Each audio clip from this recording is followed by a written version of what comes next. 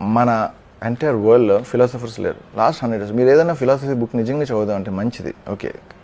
మంచి philosophy book నిజంగా philosophy అంటే జీవితం గురించి నేర్చుకోవడం. ఒక బుక్ చదువుదాం అంటే 100 సంవత్సరాల క్రితంకి ఇంకా 200 సంవత్సరాల క్రితంకి వెళ్తేనే మీకు దొరుకుతారు మంచి philosophers.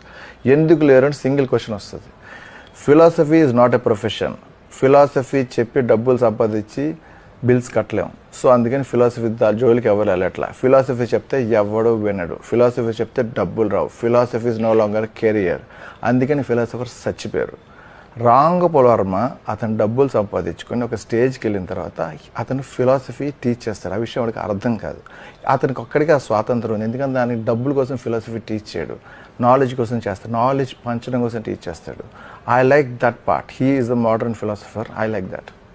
Wrong Varma philosophy teach చేసి ఎవరి దగ్గర నుంచి ఏది రిటర్న్ ఎక్స్పెక్ట్ చేయట్లా. ఫండ్స్ కానీ, మనీ కానీ, కాంప్లిమెంట్ కానీ ఏది ఎక్స్పెక్ట్ చేయని ఫిలాసఫర్ గురించి చెప్పాను. నేను చాలా క్లియర్గా చెప్పాను. పర్సన్ ఫిలాసఫీని కెరియర్ కింద కానీ, మనీ కింద కానీ ట్రీట్ చేసి చెప్పని ఫిలాసఫర్ గురించి మాట్లాడతాను. He is the purest form of